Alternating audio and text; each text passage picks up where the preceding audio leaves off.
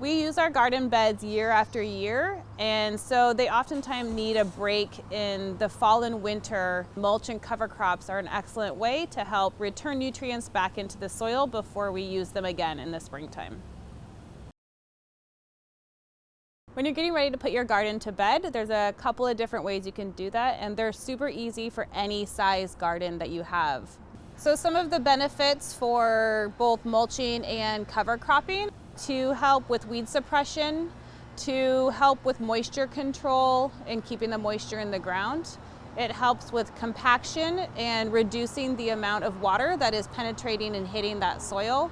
It also helps with reducing the amount of nutrients that might be washed away from our hard winters, and also the soil that can get washed away from the rains coming down. Cover cropping is taking live material that is planted in the fall and that overwinters and then is actually cut down and turned in the springtime to protect that soil. Cover crops are great for attracting different types of pollinators and beneficial insects. It's also great to be used if you have compacted or really heavy clay soil. It is a free source of organic matter to add into your soil, and it is also free nutrients and helping to protect that soil through the winter time. And all you have to do is cut it back and then just leave it right there on site, and it will break down, helping to build that soil health for you for the rest of the year. If you have more compact soil and harder soil, cereal grains such as rye and oats put out a deep taproot and they're able to penetrate into that clay soil. If you need to add nitrogen into your soil, you can use things such as vetch, crimson clover, or Austrian peas. Things in the pea family fix nitrogen through little nodules on their roots. There's a little tiny guy there. It's kind of the way that plants are able to make nitrogen available for other plants to be able to uptake into the root system. So the vetch is commonly used in the Northwest. It also is good at fixing nitrogen and adding nutrients back into the soil. The flowers are an excellent source of nectar and pollen for bees and other beneficial insects.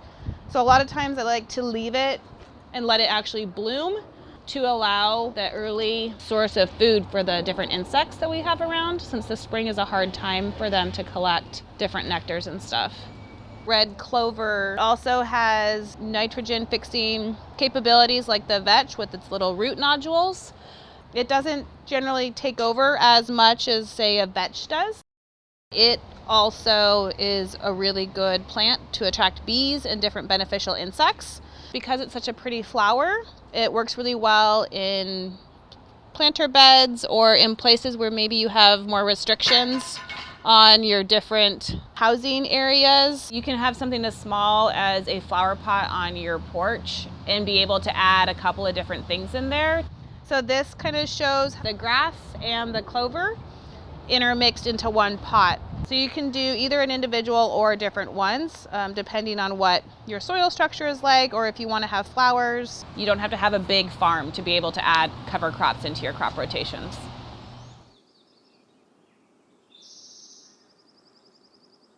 One of the things with cover crops that's great is the ability of planting in pretty late in the season, so you can get most of your crops out of your beds. But you want to plant them in between October and November, so they have time to get about 3 to 4 inches tall before the winter hits, so that they can then make it through the winter time. And then in the springtime is when they really take off and start to grow, and that's when they're starting to put a lot of that nutrients into the soil.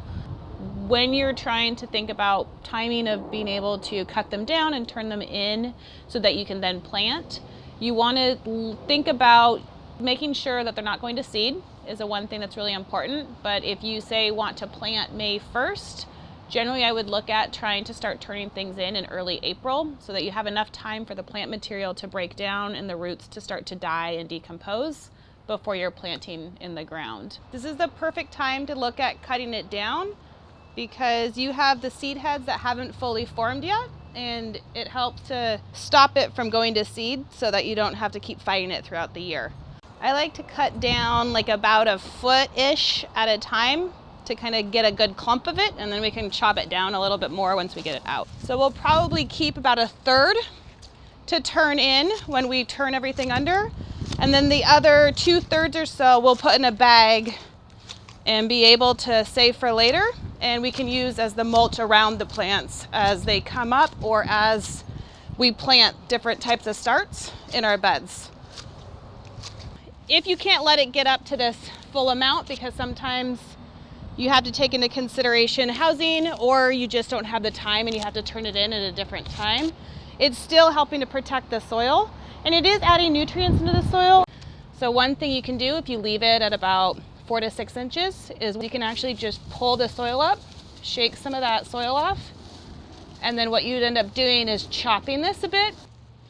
And even by just uprooting it and turning it over will help to start the decomposition process because it's drying out those roots, stopping the growing process of the plants. If you're going to use a shovel to dig under, sometimes it's nice to chop it a little bit closer to the ground so you're not having to work so much to break it up. You don't want to go too deep, so about 4 inches or so, because you don't want to break up the soil structure too much. But then by doing that, you're literally just flipping it over and it's killing the plant as those roots dry out.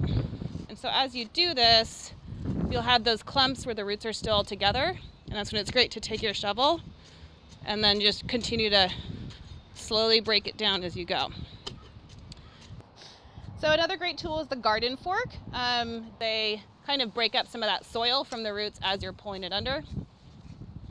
You're not going to probably get every last little bit up, but since you'll be doing most of the work, it's easy to kind of pull out and return in a couple of weeks after it's had time to break down a bit. Once it's brown and the leaves start kind of drying up and dying, you'll know that it's starting to decompose. So generally we say at least 2 weeks before you start planting into that ground, so that it is helping to add the nutrients back into the soil that the plants need to grow. And if you're doing something like seed in that bed, it's going to take a lot longer because the seed is going to be competing a lot more than, say, a transplant that you would be putting into the ground. So another thing you can do too is put something like burlap back on to help kind of warm it up a little bit, still allowing moisture to get in, but it's kind of smothering anything that's still alive that you didn't fully kill. That'll help a little bit more too with the quickening of the decomposition. So you can see with the soil after turning it over how loose it is. Part of that is the roots getting in there and breaking it up. Part of it is also protecting it through the winter and not having the rain just beating it down. So this is an example of a bed that did not have a lot of cover crop. We planted oats in this one, but the crows came and ate most of the oats. So the only cover crop that actually survived are these ones that look like tall grasses. That's the oats that came through. So you can also see how compact the soil is. I have to really dig in there to get that to come out. And it kind of stays a bit more in a ball because the water had been raining and kind of compacting that soil over the last 5 months. Once you've weeded and you're not ready to plant anything, you've now exposed your soil to that rain that's still coming in the spring. You can use any extra from other areas and just lay them out onto your bed, and that'll help protect it.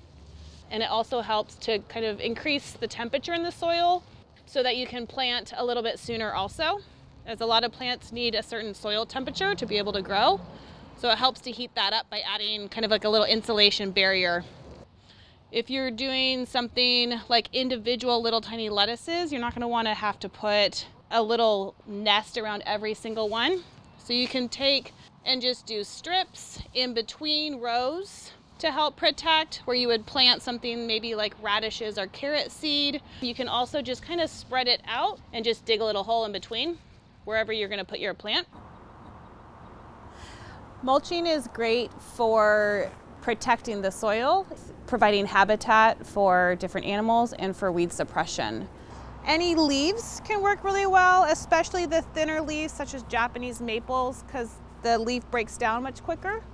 You can use something like this big leaf maple, but they are leathery, so it helps to run them over with a lawnmower or to break them up so they decompose faster. You can also use things like straw You can use compost, and you could even take strips of burlap or cardboard to just protect that soil through the winter. Some of the things to take into consideration is how much you need to amend your soil, what types of plants you have growing in your soil, maybe any sort of housing requirements. You might not be able to put a cover crop in, but you might be able to add mulch to your soil to protect some of the plants around it. Say if you had an early spring crop, you can plant directly into that mulch by just pushing it aside, whereas cover crop, you might need to wait a little bit of time for it to fully decompose and break down to be able to plant seeds in between. This is adding some organic matter, but it's not necessarily putting nitrogen back into the soil. There's no root structure penetrating down and breaking up that soil, so it's more of a protection on top rather than working down into the soil. Another added benefit, it actually creates habitat for a lot of different microorganisms and different beneficial bugs like worms and millipedes, centipedes, roly-polies, pill bugs.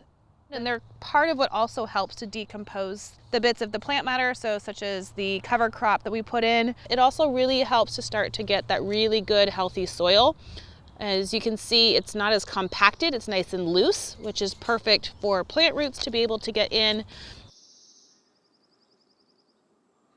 One of the things we can do for plants that don't get taken out of the garden in the winter time, such as some of your perennial herbs, and then also some of the hardier brassicas, is take your old leaves. Once you've gotten them broken up, tuck them right underneath the branches, and you're protecting that root ball to help it make it through any sort of really cold temperatures that we have.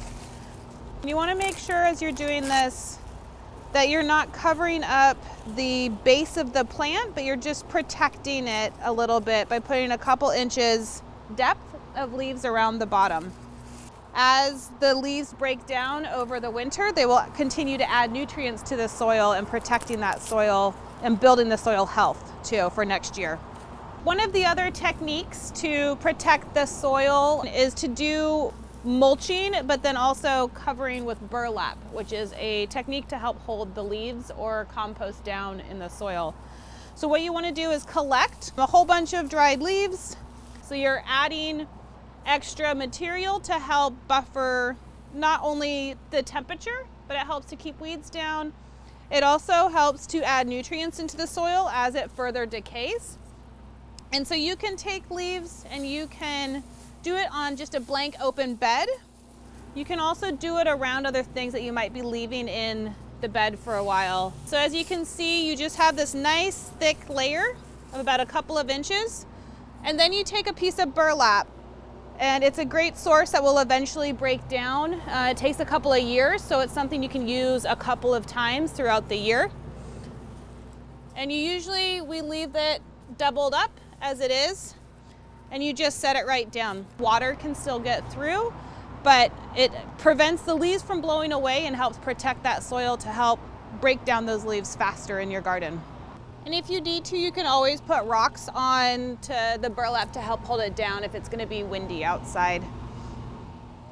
So this is another example of another type of product that was put back on to help kind of slowly decompose down.